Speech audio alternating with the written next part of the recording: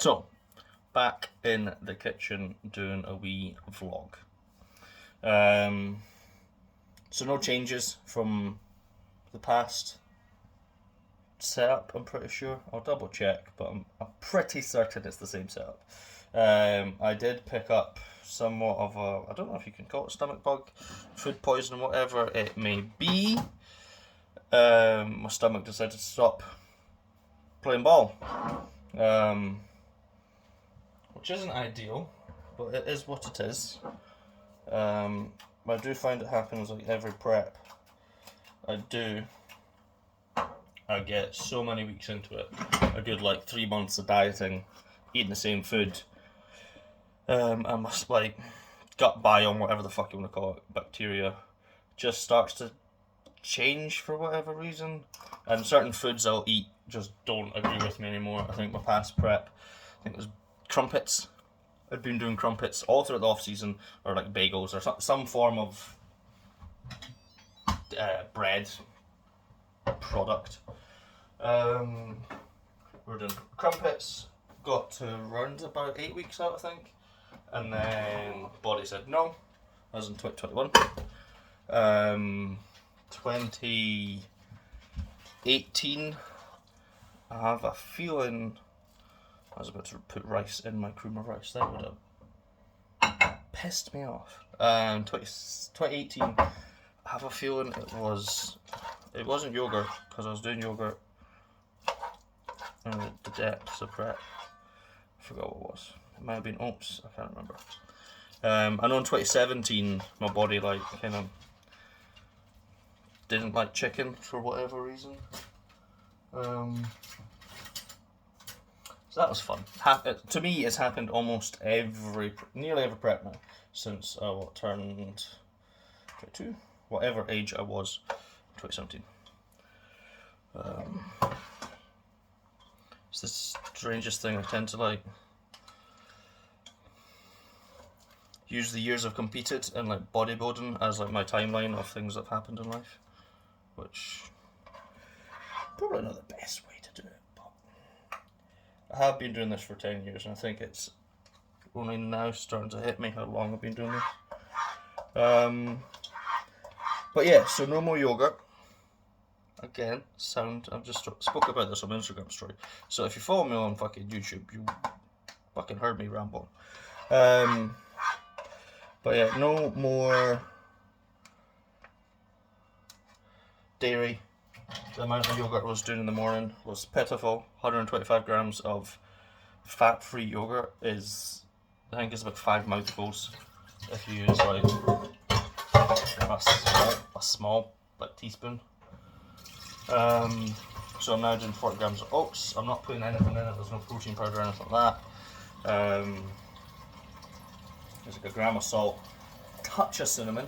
I think I've been going a bit too ham with the sweet cinnamon. So Lucy and I get the ground sweet cinnamon from Sainsbury's. I think most supermarkets do ground sweet cinnamon now. You do see it quite often. And then I did weigh out, I think it was 3 grams of the butter pecan skinny syrup.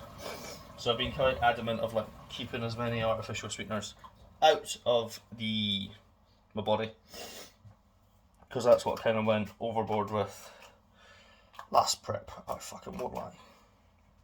But the plan is at the moment, because I am getting to that point where I'm using modafinil when I've got a really busy day, I'm having a kind of sugar-free Monster, So these are probably the most prep-friendly energy drinks you can get. In 100ml, it's 0.2 grams of salt and 2 calories. So this is 250ml can.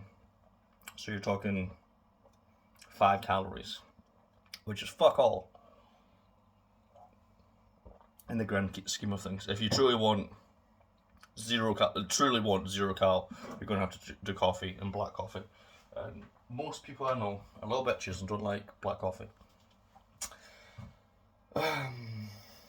Anyway, yeah, so because I am getting busier with work, which seems to happen every prep, people don't want to work with me when I'm getting fat and strong and happy.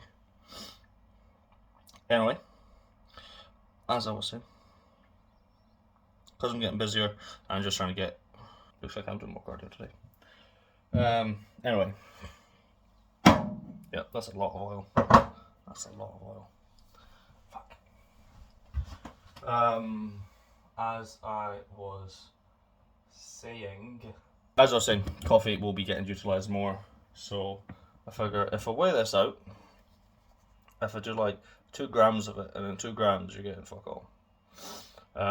It kind of keeps me accountable, because last prep I was just fucking eyeballing it, pouring it, and the amount I was using was probably fucking ridiculous.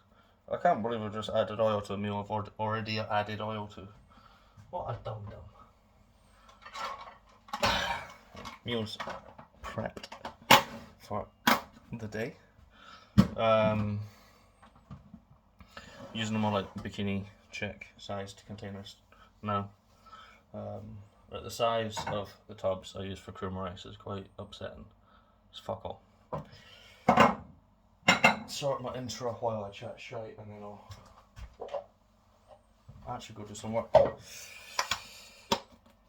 So yeah, things are moving. On the gut health side of stuff, back using glutamine. I don't know why I stopped. I think it was just everything was sound, so stopped, which I tend to do quite often. Like mobility work, like at the moment, every time I post for Brad, it's like, sweet, getting tired. We'll make some comments about my poses, but the main thing is my midsection control in between shots, which reminds me to go put my waist trainer back on. So now I'm committed to wear my waist trainer pretty much from dawn till dusk. Let's try and remember to talk about posing after I explain the gut health stuff. I'm trying to keep it like linear, but my brain doesn't work that way. Anyway, yeah, glutamine. If you have any issues, glutamine, dosing glutamine high, I found is a fucking saviour. Last prep, when things got really shit, I think I was doing 20 grams in the morning and I got health drink, and then I was doing 20 grams in my intro. So just added 20 grams into my intro now, because I do find sometimes I can get a bit of an upset stomach, just from how all the shit that's in my intro. If you imagine all the artificial sweeteners that go into everything, I mean, you're taking aminos, I'm taking what, fruit salad flavoured aminos, cyclodextrin, which hasn't got any sweetener in it, but it is sweet, Hydromax, creatine, all these things, just, they do add up, and as I get leaner, my stomach seems to get very fucking childlike. Or old man like, I don't know, who's got more of an upset stomach, old people or young people. So yeah, so I found adding glutamine to my intro just makes a big fucking difference. But there's a lot of studies to say it can help like fix and heal stomach issues, like whatever's causing it. There's healing properties. You all have Google though, so don't use me as Google, don't use me as verbatim. Go fucking Google it. And so I'll be doing 10 to 20 grams of this in the morning. I'm yet to decide. I thought this was lemon juice, not from concentrate, but it's constituted lemon juice. And then when I went to the ingredients, it says water, concentrate, lemon juice. It's not lemon juice, not from concentrate. You want lemon juice, not from concentrate. Concentrated is got fucking shite in it. But this one seems to be alright. It still does the job, it's just not as good. But lemons help with acidity levels in your stomach, especially in the morning when you wake up fasted. So I'll be doing the glutamine, lemon juice, got aloe vera juice coming later on today. Amazon had a big sale, it was very helpful. And then I've got apple cider vinegar in the cupboard.